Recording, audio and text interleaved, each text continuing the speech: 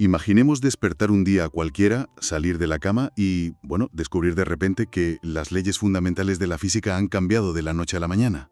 Madre mía, menudo O caos. sea, total. Imagínate que de buenas a primeras la gravedad empuja hacia arriba en lugar de tirar hacia abajo. O que el agua ya no apaga el fuego, sino que, pues, que lo aviva. Sería el fin del mundo tal y como lo conocemos, claro. Exacto.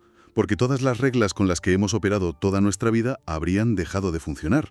Pues bien, a ver, según el sistema teológico que vamos a analizar hoy, una estructura de creencias que siguen millones de personas en todo el mundo, la divinidad ha hecho exactamente, digamos, el equivalente a esto con las reglas de supervivencia y relación de la humanidad. Y no solo una vez, fíjate. ¡Ostras! No, 7 veces a lo largo de la historia. Vale, vamos a desgranar esto, porque la premisa central de los documentos que tenemos hoy sobre la mesa rompe por completo con la idea de que la historia humana es un río continuo.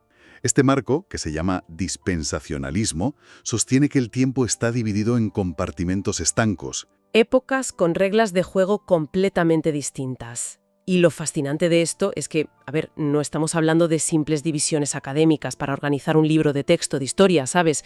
Como cuando separamos la Edad Media del Renacimiento. Ya, no es solo ponerle una etiqueta a una época. ¿Qué va? Estamos hablando de cambios estructurales, impuestos desde lo alto, en la misma forma en que Dios interactúa con el ser humano. O sea, el dispensacionalismo defiende que la humanidad ha sido puesta a prueba bajo diferentes disposiciones o dispensaciones, que es la palabra técnica. Claro, de ahí el nombre. Efectivamente.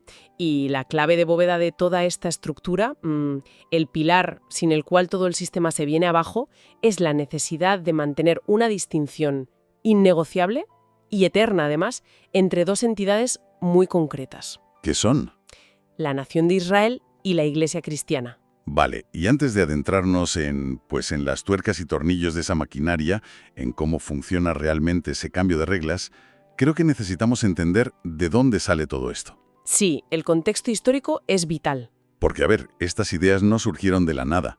Los documentos señalan que, aunque hay algunos ecos en textos antiguos de los primeros siglos, este sistema, como un bloque cerrado y bien sistematizado, tiene una cuna muy específica. Y es el siglo XIX. Un siglo muy movidito, la verdad. Ya te digo, y esto siempre me ha resultado curioso. O sea, ¿por qué el siglo XIX? ¿Qué demonios estaba pasando en ese momento para que surgiera una visión de la historia tan fragmentada? Pues es una pregunta fundamental, porque el contexto te lo explica todo. A ver, el siglo XIX en el mundo anglosajón es una época de enorme efervescencia, sí, pero también de muchísimo desencanto con las iglesias estatales e institucionales. Había un hartazgo generalizado, ¿no? Totalmente. Había un sector de creyentes que sentía que la iglesia oficial se había vuelto fría, súper política y, lo más importante, desconectada del texto original. Y en ese caldo de cultivo, pues surge un grupo conocido como los Hermanos de Plymouth. Y ahí es donde entra nuestro primer protagonista. Exacto, liderados por la figura que se considera el padre del dispensacionalismo moderno, que es John Nelson Darby. Vale, detengámonos un momento en John Nelson Darby. Tenemos a este hombre en un ambiente de insatisfacción tremenda con la religión oficial, buscando volver a una lectura pura de los textos. Pero a ver, ¿cómo llega desde esa insatisfacción a inventar o al menos a estructurar divisiones históricas tan rígidas? Pues llega a través de lo que podríamos llamar una crisis interpretativa. O sea, Darby y los suyos empiezan a leer las antiguas profecías bíblicas y se dan cuenta de un problema gordo. ¿Qué problema? Pues que hay cientos de promesas hechas a la nación de Israel en el Antiguo Testamento, sobre un reino físico, paz mundial, un territorio muy específico. Promesas que a nivel histórico nunca se habían cumplido, claro. Exacto, promesas que estaban ahí sin cumplir. La teología tradicional de la época decía algo así como, bueno, esas promesas ahora se aplican de forma espiritual a la Iglesia. Como una metáfora. Sí, pero Darby se negó en rotundo a aceptar eso. Él razonó que si Dios promete un trozo de tierra literal, pues tiene que entregarlo literalmente, no vale espiritualizarlo. Ostras, tiene su lógica interna. Totalmente. Para resolver esta tensión, Darby concluyó que Dios debe tener dos programas paralelos que no se mezclan jamás. uno terrenal, que sería para Israel, y uno celestial, para la Iglesia. Entiendo, o sea, la separación estricta nace de la necesidad de encontrarle un encaje literal a profecías antiguas que parecían, pues, haber quedado en el limbo. Y tengo entendido que esta forma de leer los textos llevó a Darby a popularizar otro concepto que hoy en día es, bueno, gigantesco en la cultura popular. Te refieres al rapto secreto, ¿verdad? Ese mismo, películas, libros, de todo. Sí, sí. A ver, si la Iglesia e Israel son programas distintos, Darby argumentó que la Iglesia tenía que ser retirada del escenario mundial, de forma repentina y además en secreto. Como para despejar el tablero, ¿no? Exactamente. Retirarla antes de que Dios pudiera reanudar su trato final, apocalíptico y terrenal, con Israel. Ese es el origen moderno de la idea de un rapto inminente. Wow. Pero, claro, hay un salto inmenso entre las ideas de un erudito o un grupo disidente en el siglo XIX, por muy interesantes que sean, y una adopción masiva a nivel mundial. Ya, no se vuelve viral de un día para otro. Exacto. Las ideas complejas suelen quedarse en los seminarios, a menos que encuentren un vehículo de transmisión brillante. Y aquí los documentos nos introducen a otro nombre clave, C.E. Scofield. Y para entender a Scofield, propongo una analogía, a ver qué te parece. Venga, dispara. Imaginemos que compramos una edición de nuestra novela clásica favorita, ¿vale? Pero en esta edición, los comentarios del director, sus interpretaciones sobre quién es el malo o qué significa cada símbolo, vienen impresos directamente en los márgenes y al pie de cada página. ¡Ostras! Y no solo eso. Imagina que esa edición se convierte en la única que la gente compra y lee durante décadas. Exacto. Eso es lo que pasó. Scofield publicó en 1909 la Biblia de referencia Scofield. A ver, no alteró el texto bíblico original, pero le añadió un aparato de notas explicativas tan exhaustivo que a efectos prácticos dirigía la lectura por completo. Te decía cómo tenías que pensar. Total. La gente leía el texto y de forma automática bajaba la mirada a la nota de Scofield para saber qué significaba aquello. ¿Democratizó una teología compleja? Sí, pero al hacerlo construyó un filtro brutal. Y generaciones enteras empezaron a leer la historia antigua exclusivamente a través de esas notas al pie. Fíjate que el impacto cultural de esa Biblia fue estratosférico. De repente, el dispensacionalismo estaba en los salones de millones de hogares. Una locura. Pero claro, para sobrevivir a largo plazo, el movimiento necesitaba más que una Biblia popular de andar por casa. Necesitaba un blindaje académico serio. Y el documento fuente destaca a dos teólogos que hicieron ese trabajo. ¿Quiénes son? Primero, Louis Sperry Chafer, que fue quien fundó el Seminario Teológico de Dallas a principios del siglo XX. Chafer cogió las notas de Scofield y las convirtió en la primera teología sistemática académica puramente dispensacionalista. Le dio el empaque universitario, digamos. Eso es. Y luego, ya en la década de los 60, llegó Charles Ryrie, que publicó un libro vital llamado Dispensacionalismo Hoy. Lo cual nos lleva directamente al núcleo duro del asunto. Porque, a ver, Charles Ryrie hizo algo muy audaz. Destiló todo este complejo sistema en 3 reglas innegociables. Lo llamó el sine qua non, la summa teológica. Sí, los 3 pilares. O sea, si alguien no cumple estas 3 reglas, pues no puede llamarse dispensacionalista, punto. Así que vamos a revisar ese motor teológico. ¿Cuál es la primera regla? Pues el primer requisito es la interpretación literal. O dicho de forma un poco más técnica, el uso consistente del método histórico-gramatical, muy especialmente al leer las profecías. Un momento, frena ahí. Quiero cuestionar un poco esto de la interpretación literal, porque a menudo genera confusión o incluso caricatura, ¿sabes? Claro, claro, suena muy rígido. Es que histórico-gramatical suena a jerga de lingüista. O sea, esto significa que ignoran la poesía por completo. Si un texto dice que los árboles aplaudirán, están esperando que a los pinos les salgan manos, en plan literal.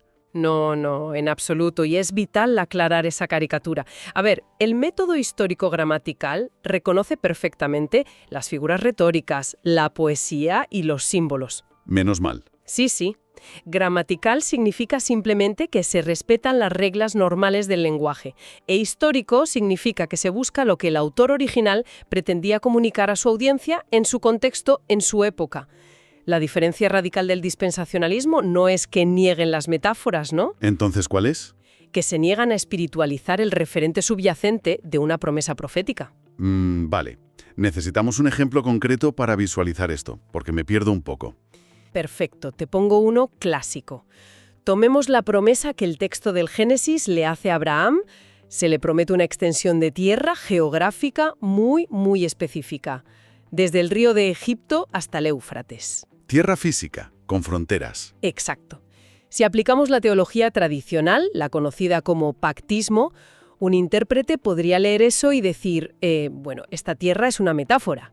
En el Nuevo Testamento, esa promesa se cumple espiritualmente en las bendiciones celestiales que recibe la Iglesia. Es decir, el pactismo transforma un terreno físico en Oriente Medio en un concepto espiritual.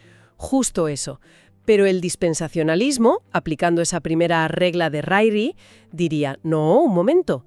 Si el texto promete tierra en Oriente Medio a los descendientes físicos de Abraham, esa promesa sigue en pie hoy y tiene que cumplirse con tierra literal en Oriente Medio. Ya lo pillo. Mantienen las promesas ancladas en la historia y la geografía. No hay dobles lecturas místicas. Eso es. Pues ese ejemplo clarifica muchísimo. Y supongo que los lleva de cabeza a la segunda regla de Ryrie, que en realidad ya la hemos rozado un poco. Sí, porque la segunda regla es la consecuencia natural de la primera. Consiste en mantener una distinción absoluta entre Israel y la Iglesia. Los dos programas que decía Darby. Efectivamente. Es una postura totalmente antiteología del reemplazo. Para ellos, la Iglesia cristiana no es el nuevo Israel, ni reemplaza de ninguna manera al pueblo judío en los planes divinos. Son, literalmente, dos vías de tren paralelas. Vale. Entonces tenemos interpretación literal constante, por un lado, y separación estricta de esos dos grupos por otro. Nos falta una. ¿Cuál es el tercer pilar del sine qua non? ¿Cómo ves el mundo? Define que el propósito central de la historia humana es, cito textualmente, la gloria de Dios. Espera, confieso que aquí me he perdido un poco. Porque, a ver, seguramente cualquier teólogo, me da igual si es dispensacionalista, católico, ortodoxo o protestante de toda la vida, diría que el propósito último del universo es la gloria de Dios, ¿no? Parece una obviedad, sí. Claro. ¿Por qué Ryrie pone esto como algo súper exclusivo de su sistema? Pues porque hay un matiz muy profundo. El texto fuente hace un contraste directo con el pactismo. A ver, la mayoría de los sistemas teológicos ven la historia como, digamos, un gran drama de rescate. Salvar a la humanidad. Exacto. El enfoque principal es la salvación de la gente. La redención es el centro de gravedad de todo. Ryrie argumenta que el dispensacionalismo es mucho más amplio que eso. ¿En qué sentido? Pues que para este sistema la salvación del ser humano es solo una de las múltiples herramientas que Dios usa. O sea, el propósito supremo no es salvar al hombre, ¡Ostras! es manifestar la gloria de Dios a través de cómo Él administra diferentes reglas en diferentes épocas. Para que nos entendamos, la historia no es un hospital para salvar almas. ¿Qué es entonces? Es un escaparate inmenso a escala cósmica, donde la divinidad muestra sus múltiples facetas de gobierno. Madre mía, es un cambio de paradigma brutal. O sea, pasamos una historia antropocéntrica, centrada en nuestro propio rescate, a ser una exposición administrativa gigante, donde nosotros somos, pues poco más que parte del escenario. Exacto, una pieza más del puzzle. Y ya que hablamos de esa famosa administración por épocas, aquí es donde se pone realmente interesante. Porque si el propósito es mostrar cómo se gestiona el mundo bajo distintas reglas, pues es el momento de desplegar el mapa y ver cuáles son esas reglas, ¿no? Vamos a ello. Los documentos detallan 7 etapas clásicas. Antes habíamos mencionado la analogía de la historia humana como si fuera una serie de televisión de 7 temporadas. Y lo fascinante de una buena serie es que cada temporada tiene una trama, unas reglas de supervivencia y un clímax dramático que suele acabar en un desastre total. Un final de temporada por todo lo alto, claro. Eso es, un cliffhanger que fuerza un cambio radical para la siguiente temporada. Vamos a analizar la mecánica de estos giros de guión que estructuran los dispensacionalistas. A ver, la primera temporada es la inocencia. Exacto. La inocencia abarca el tiempo de Adán y Eva antes de la caída en el Edén. Y las reglas del juego aquí son mínimas. Facilísimas.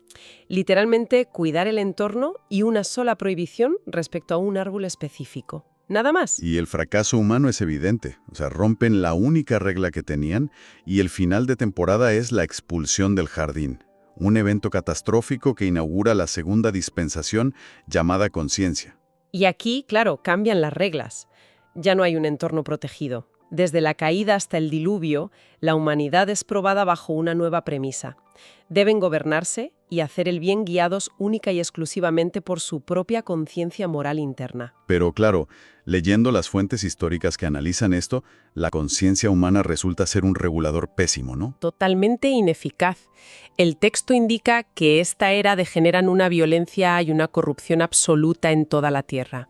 Y el clímax, el evento dramático que cierra esta etapa demostrando el fracaso enorme de dejar al ser humano a solas con su conciencia, es el diluvio. La destrucción casi total del planeta. Eso es. Lo que nos lanza a la tercera dispensación, que es el gobierno humano. Y esto va desde Noé hasta la Torre de Babel. ¿Cuáles son las nuevas mecánicas en esta etapa? Pues tras el diluvio, Dios instituye algo totalmente nuevo. Delega en la humanidad la autoridad de gobernarse mediante la ley civil. Y, de manera muy específica, se instaura la pena capital. ¿Para evitar lo de antes? Claro. El objetivo es frenar la violencia descontrolada que destruyó el mundo en la era anterior, pero esta vez mediante la coerción del gobierno humano. Pero, a ver, un momento. Si esta era terminó en la Torre de Babel con la confusión de los idiomas y todo aquello, significa que el gobierno humano dejó de existir ahí. Porque, hombre, claramente hoy seguimos teniendo gobiernos, ministerios y leyes civiles. ¿Cómo maneja el sistema esta contradicción? Es una excelente observación. Y el sistema lo tiene previsto. El dispensacionalismo aclara que, cuando una dispensación termina, no significa que todo lo instituido en ella desaparezca de golpe. Ah, vale. Los elementos útiles a menudo se heredan o se apilan. El gobierno humano continúa hoy en día, obviamente, pero después de Babel, el gobierno humano dejó de ser la prueba principal mediante la cual Dios evaluaba la humanidad. Pasa a un segundo plano. Eso es. El fracaso en Babel, que fue la arrogancia de intentar centralizar el poder, desafiando la orden de esparcirse por el mundo, pues provocó el inicio de una nueva prueba, mucho más enfocada. Vale, lo entiendo. Las reglas se acumulan como capas, pero el foco del examen cambia, y ese nuevo foco nos lleva directos a la cuarta temporada, que es la promesa. Que abarca desde Abraham hasta Moisés. Y aquí la dinámica cambia drásticamente. Pasamos de lo global a lo particular. Dios escoge a una sola familia, la de Abraham, y la prueba consiste en creer y descansar en promesas específicas, pero sin tener todavía una ley escrita extensa. Y el fracaso de esa familia, que termina descendiendo a Egipto y cayendo en una esclavitud terrible, pues fuerza un rescate masivo. El éxodo, claro. Exacto. Y eso inaugura la dispensación más larga y detallada de los textos antiguos, la ley. La quinta temporada. Aquí entramos en un sistema hipercodificado. A través de Moisés se establecen cientos y cientos de reglas morales, civiles y ceremoniales que son exclusivas para la nación de Israel. Nada de aplicar esto al resto del mundo. Obediencia estricta a este código para poder mantener las bendiciones en la tierra prometida. Un sistema muy rígido que rige durante siglos, hasta que llega su propio evento de cierre. Y según este marco teológico, el clímax absoluto que rompe la era de la ley es el rechazo del Mesías y su crucifixión. Un momento que cambia la historia. Totalmente. Lo cual da paso a la sexta dispensación, que es en la que teóricamente nos encontramos inmersos nosotros ahora mismo, ¿verdad? Efectivamente, la sexta es la dispensación de la gracia, también conocida como la época de la Iglesia. Arranca justo en el evento de Pentecostés. Las reglas aquí ya no consisten en cumplir códigos ceremoniales estrictos o pertenecer a una etnia específica. Se abre el abanico. Se abre a todo el mundo. El requisito ahora es la fe y la gracia, abriendo el panorama a nivel global a todas las naciones por igual. Pero, y aquí volvemos al señor Darby, esta temporada actual no se desvanece lentamente en el tiempo, sino que tiene un final abrupto y programado. Sí. Según el sistema, el cierre dramático de la época de la gracia será ese famoso rapto secreto, donde la Iglesia es retirada de golpe del planeta. Dejando el escenario completamente libre para la séptima y última temporada, el gran epílogo de la serie. El reino milenial, que sería un reinado literal, físico y terrenal de 1000 años exactos. Es la consumación donde todas esas promesas antiguas de tierras y paz mundial hechas a Israel, que recordemos, se leían de forma literal por la primera regla de Rairi, pues por fin encuentran su cumplimiento histórico exacto. Bueno, a ver, Construir un andamiaje histórico tan colosal como este, de 7 eras perfectamente estructuradas, pues requiere justificaciones muy sólidas. O sea, en lugares de alta exigencia académica como el seminario de Dallas que mencionaste antes, no basta con que algo suene bien, ¿sabes? Ya tiene que sustentarse en el texto. Tiene que tener raíces textuales fortísimas. Y mi duda es, ¿de dónde salen físicamente estas ideas en los documentos originales? Porque, hasta donde sabemos, no hay un solo libro en la Biblia que se llame Las 7 dispensaciones, con su índice y todo. Pues es verdad, no hay ningún índice explícito que te lo ponga así de fácil. Todo este complejo sistema pivota sobre una sola palabra clave del griego antiguo que se utiliza en el Nuevo Testamento. La palabra es oikonomía. O economía. Ostras, la raíz de nuestra palabra moderna, economía. Correcto. Pero claro, en el mundo antiguo, oikonomía no significaba el mercado de valores o la inflación, significaba administración o mayordomía. Era el término que se usaba cotidianamente para describir cómo se gestionaba el patrimonio de una casa grande, de una finca. Ah, vale. Y la lógica dispensacionalista se apoya en esto de forma brillante. Piensa que el administrador de una enorme finca no gestiona la casa de la misma manera cuando los herederos son niños pequeños, que cuando ya son adolescentes rebeldes o cuando ya son adultos hechos y derechos. Tiene sentido. La casa sigue siendo la misma. El dueño es el mismo, pero las normas de la administración cambian según el momento vital de los herederos. Y los textos que analizamos hoy citan pasajes muy concretos para sostener esto. Hablan, por ejemplo, de la carta a los Efesios, donde se menciona la dispensación, la oikonomía del cumplimiento de los tiempos, o también la oikonomía de la gracia. ¿Sí? O sea, tratan estas menciones textuales casi como pruebas legales de que existen regímenes administrativos distintos. Exactamente. Y de ahí deriva un énfasis obsesivo del movimiento en la precisión metodológica. Los documentos citan repetidamente la instrucción de trazar bien o manejar con precisión la palabra de verdad. Esto basándose en un pasaje de la segunda carta a Timoteo. Y fíjate, para visualizar qué significa esto de trazar bien en este contexto, yo me imagino que la Biblia es como un documento legal extremadamente complejo. A ver, explícate. Pues imaginemos el testamento de un multimillonario con decenas de empresas, fideicomisos y herederos de distintos matrimonios. Si el abogado se sienta a leer el testamento, no puede aplicar cualquier cláusula a cualquier persona, ¿verdad? Sería un delito, claro. Pues retrasar bien significa que ese abogado sabe exactamente que el fideicomiso inmobiliario es exclusivo para el hijo mayor, que en este caso sería Israel, y que el paquete de acciones tecnológicas es exclusivo para la hija menor, la iglesia. Si mezcla las cláusulas y le da los inmuebles a la iglesia, genera un caos legal tremendo. Me parece una analogía jurídica perfecta, la verdad. El dispensacionalismo se ve a sí mismo como ese abogado riguroso, súper meticuloso, que evita la confusión legal, aplicando cada promesa solo a su destinatario legítimo y, muy importante, en su época correspondiente. Es que es así como lo ven. Pero claro, a ver, si hacemos esa separación estricta y resulta que actualmente estamos en la dispensación de la Iglesia, esto levanta una duda monumental. ¿Cuál? ¿Qué pasa entonces con las promesas de la primera familia? O sea, ¿qué pasa con Israel en el momento presente, hoy en día? Claro, porque como decíamos antes, si no hay teología del reemplazo, esas promesas no se han cancelado. Están ahí flotando. Y el sistema lo resuelve acudiendo a otra carta, a los romanos, concretamente el capítulo 11. La interpretación dispensacionalista de este texto argumenta que el plan para Israel étnico y nacional está simplemente en pausa. En pausa. Profético judío, justo cuando comenzó la era de la Iglesia. El reloj lleva detenido 2000 milenios, pero, según este marco, en el momento exacto del rapto secreto que hablábamos antes, el reloj de la Iglesia desaparecerá y el reloj de Israel volverá a hacer tic-tac para completar sus promesas terrenales en el milenio. Es alucinante cómo encajan las piezas. Entonces, bueno, ¿qué significa todo esto que hemos estado viendo? Porque hemos realizado un viaje súper profundo por las tripas de un sistema interpretativo francamente fascinante. Desde luego. Arrancamos en el siglo XIX con la reacción de John Nelson Darby y los hermanos de Plymouth, entendiendo su necesidad vital de volver a una lectura textual y su separación radical entre Israel y la Iglesia. Luego vimos cómo las notas al pie de página de C.I. Scofield actuaron como un filtro masivo para la cultura, democratizando toda esta visión. Sí, el poder de los márgenes en los libros. Total.